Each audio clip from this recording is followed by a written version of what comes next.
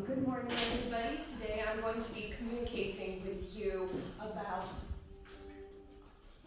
that. We're going to be applying rhetorical analysis to short-form, humor-based rhetoric on Tumblr, so in other words, memes, basically.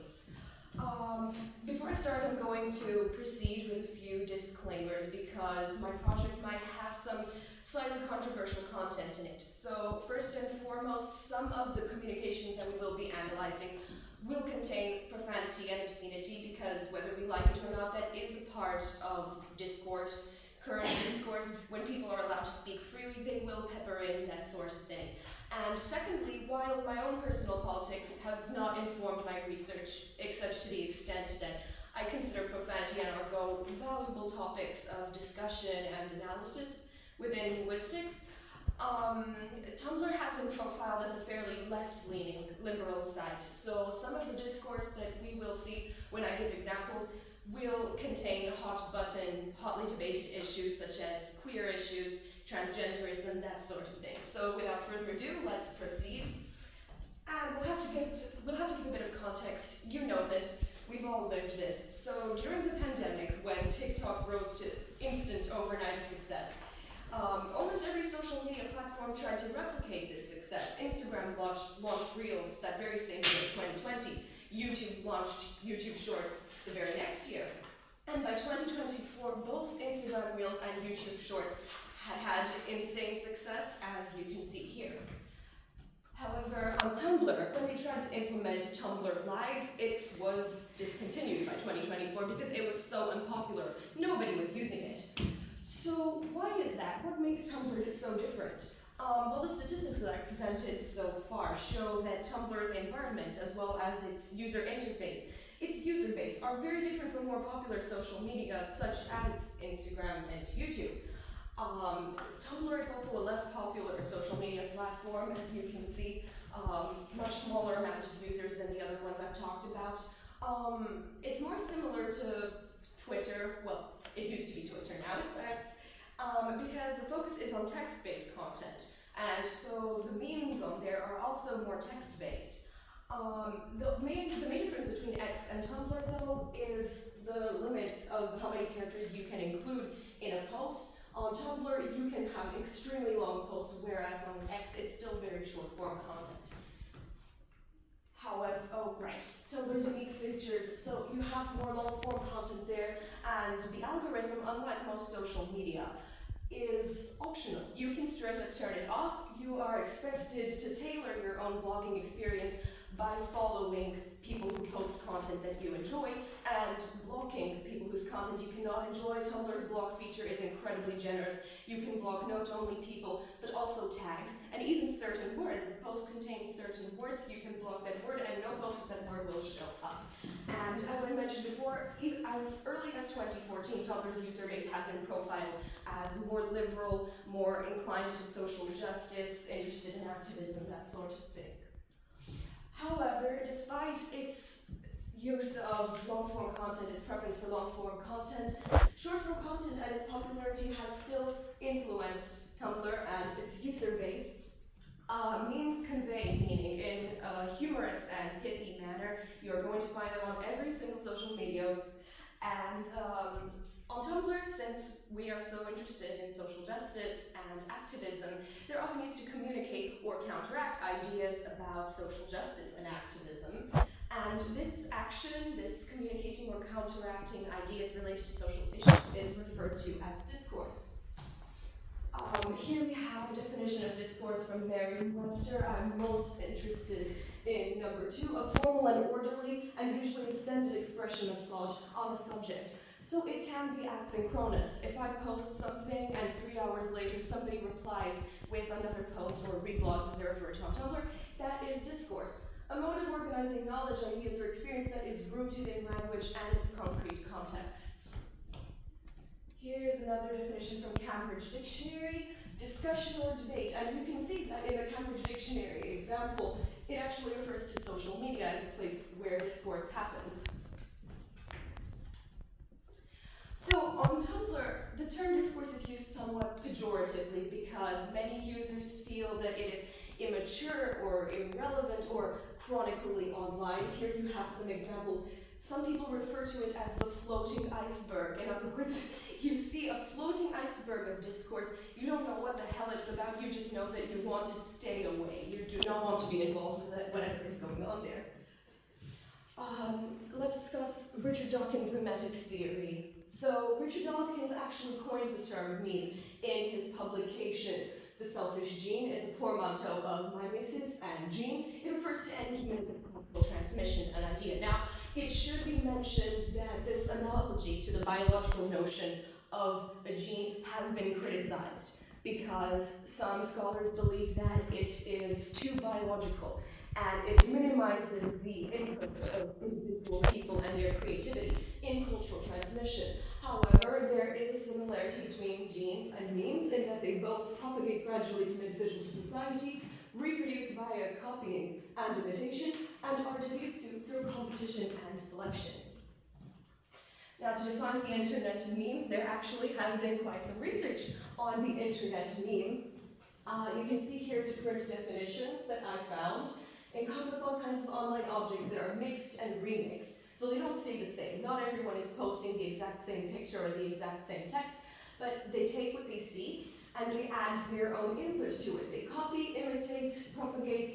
So three core components that have been stabilized by Schiffman is that they must be digital items that share common characteristics of format or stance. They must be created with awareness of each other. So if two completely different people happen to post the same thing without being aware of it, that's not a meme. And they have to be circulated, imitated, and or transformed via the internet by other users. As regards form, they can be purely visual, they can be purely verbal, or explicitly multimodal. For example, they contain both an image and text superimposed to that image. Alright, so without further ado, let's get right into these popular memes that circulate there and apply a rhetorical analysis. So here you can see the origins of pissing on the poor. Somebody posted the reading comprehension and so on is piss poor, and somebody replies, how dare you say we piss on the poor? So with regards to rhetorical analysis, this is an obvious appeal to pathos through the usage of obscenity, because obscenity elicits reactions of both shock and amusement from its audience. There's also an appeal to logos by the mentions of reading comprehension and overall common sense. But in this context, we could consider overall common sense to be a glittering generality. Do you know what glittering generality is? It's a rhetorical term that was developed by American journalists in about the 19th century, I believe, to refer to terms that have such a strong emotional reaction from people, a positive one. For example, life, liberty, and the pursuit of happiness. That you can just pepper into any text, and your audience will immediately feel good. They know that this is a positive association. So common sense, if you ask somebody to define it, it doesn't have a strict definition, but everybody knows that it's a good thing. You want to have common sense. We could also consider this chiasmus, because you have a reversal of the syntax of the first post in its free blog. This is piss poor. How dare you say we piss on the poor? We know what chiasmus is, right? It's basically when you take a statement, you reverse the syntax, which in English, reversing the syntax will often change the actual meaning of the proposition, and it's used for effect. The phrase pissing on the poor has become an idiom for what I explained. When you respond to a bit of discourse and it's clear from your response that you haven't actually fully comprehended or even read the original post. Here are some examples you'd like to see. For example, with regards to Elon Musk's recent Roman salute, when somebody said that the Roman salute is basically the fascist salute, somebody responded to them, so now you're calling all Italians fascists, and the person replied, how dare you say we piss on the poor? Here's another one, nice dichotomy idiot. The original post read, nice dichotomy idiot, what lies outside it? So obviously, as you can see in the examples of people that use this meme, it refers to a false dichotomy, which is a common logical fallacy that arises frequently in free speech. When people hold conversations in day-to-day life, they will sometimes false dichotomy. And as regards rhetorical analysis, of course, a false dichotomy, but there is also an appeal to pathos through the inflammatory language. Idiot is a strong word. Nobody wants to be called an idiot. It's very strong language. It will elicit an emotional response, so it doesn't appeal to pathos. Here is another one. The original text post was a response to an anonymous question. If someone beats you up for being cishet white male and nothing else, is this okay? Did you deserve it? And the person responds with, what if the world was made of pudding? So as you can see, the speaker, who replies to the anonymous question, is positing an impossible scenario and comparing it to the argument brought to them by the anonymous user, thus expressing a perceived disconnect between the anonymous user's question and reality. Here are some examples on the side. Of course, this is a metaphor. The world being made of pudding is a metaphor for something that could not possibly have any sort of correlation to real life. You've got epiphora. Do we know what epiphora is? Epiphora is basically when you have a sentence or phrase that you repeat at the conclusion of an idea for effect. And you can see this as epiphora because people are using what if the world was made of pudding at the end of their own possible scenarios. We've got the usual appeal to pathos through humor and absurdity. And we've got comparing and contrasting. The person is comparing being beaten up for being a cishet white male to the world being made of pudding. Another one.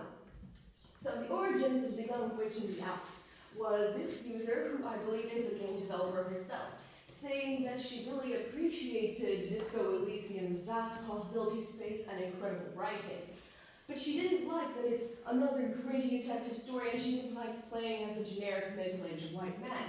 So she said, what if there's a game that uses Disco Elysium's insanely well-crafted narrative system and wonderful writing? But instead it's about a young witch in the Alps who's trying to find her cat. So for those of you who don't know about Disco Elysium, it's a heavy political game. It relies on heavy themes such as fascism and crime. So fans of the game saw this idea as frankly ridiculous because you could not have a game that is similar to Disco Elysium without being a gritty detective story. So now the young witch in the Alps is used to describe exactly this. A scenario in which it seems that somebody's criticism of a piece of media is related more to their own personal likes and dislikes rather than the actual style or content of the piece of media that they're critiquing. And as regards rhetorical analysis, we have epiphora once again. You'll see that in the examples. Because people are adding the young witch in the Alps to the end of their statements. For example, this one at the top. Les Miserables would have been so much better if the Waterloo and sewer digressions were actually about a young witch trying to find her cat in the Alps. And of course we have comparing and contrasting because, again, you're comparing and contrasting a very complex and, let's say, difficult or heavy piece of media with the very twee and sentimental and lighthearted young witch finding her cat in the Alps. Here's another one. This one originates on Twitter, but is very popular on Tumblr as well. Having decorative pillows makes you part of the bourgeoisie. Comparing that to people in real life who just say, hey man, how's it going? Rhetorical analysis. We once again have epiphora. People on Tumblr love their epiphora. Most of these are epiphora. As you'll see in the examples that follows, people will tag this, hey man, how's it going, to the end of any element of discourse that they consider is detached from reality or irrelevant. We have the comparing and contrasting, of course, and the typical appeal to pathos through humor. In real life could also be considered a glittering generality, because again, if someone asks you to define in real life, what are you going to say? But it gives us this sense of being grounded in reality and being, this sense of familiarity and relatability to the audience of the discourse. Here are some examples. For example, if you refer to people that wish art was a viable career as petite bourgeoisie, you should consider that actually you're annoying rather than enlightened. So it's one of those people in real life, hey man, how's it going moments. Art is bourgeois, hey man, how's it going? Cum penis is actually a form of anti-discourse. The effect produced by cum penis, when a bunch of users come together to spell out cum penis word by word, shows to the audience that is assisting to this discourse that the idea posited by the first speaker is so stupid, so irrelevant, that it's not even worthy of being engaged in discourse. audience that so many people disagree with the first argument presented that they are willing to come together, as many people as is required, to spell out compound penis and spell out compound penis. So rhetorical analysis, this is of course epiphora again, there's your argument, and then you have compound penis at the end, comparing and contrasting, and of course the appeal to pathos through the shock and humor that is generated by this obscenity and the nonsensicality. What does compound penis mean? Nobody knows. Here are some examples of when people compound penis other users in real life.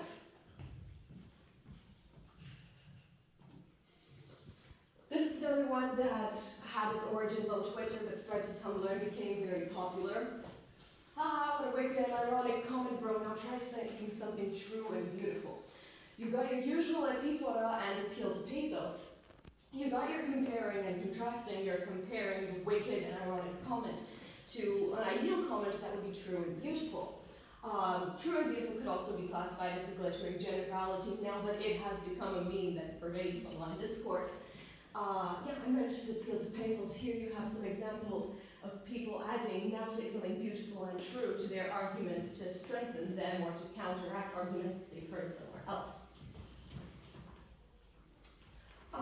This one is a little bit different. We've actually got appeal to kairos, aside from the usual appeal to pathos. We have this imagery of a tired, middle-aged worker who has possibly had to deal with this argument so many times that not only he has a sign counteracting the argument, but he's tired of having to tap people to shut down this discourse. It's used when Tumblr users want to indicate that a piece of discourse is tired, it's repetitive, they've heard it far too many times. They don't want to engage with it at this point. And the appeal to pathos is the hilarity that's evoked by a reference to a very popular comedy show, The Simpsons.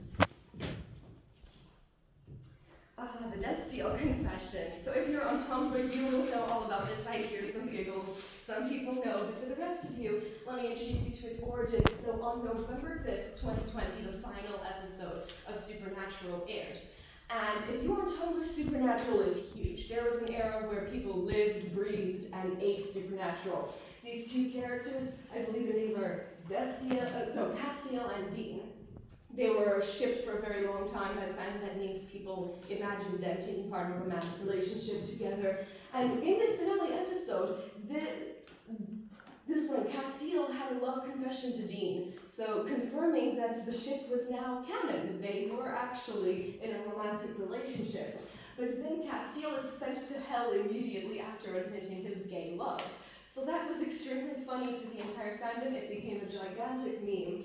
And now it's used to introduce news about current events, which the discourse will center on. It creates this light-hearted environment on Tumblr that allows for its informal discourse to take place. You will have Castiel saying, "I love you," and then Dean replies to, "Henry Kissinger has died at age 100. This is some feedback from an older gentleman who replied to my Google Forms about these memes. And he said that memes are a way of lightening the blow. He's been around for so long that he is sick of seeing news in black and white, and finding out via meme is a blessing to him. Memes are part of our living language and are an excellent aid in communicating with the world around us, he says. These are the questionnaire statistics. I can provide more information if you would like. Just email me, and my email is on the next slide. So in statistics, it's basically the numbers that are usually given is that you have to have a minimum pool of 30 participants, and you have to have at least 5% of people agreeing in order for those results to be considered conclusive. So by those standards, my results are conclusive. Lots of active Tumblr users, lots of responders who reported engaging in Tumblr discourse, even though the vast majority of them did say that they don't actively seek out discourse, but sometimes they just want to share their thoughts. 43.4% posted, or they reported posting or blogging Tumblr memes with regards to discourse. So memes truly are used for discourse on Tumblr. This is the familiarity of responders with the memes that I used in my paper. I asked them, have you seen this meme on Tumblr, and have you seen other memes referencing it? The larger number is people who had seen it referenced. The smaller number is people who had seen the original post, but not referential posts. Here are my sources. And thank you for your attention. Here's my email if you want extra information. That's about it. If anyone has any questions.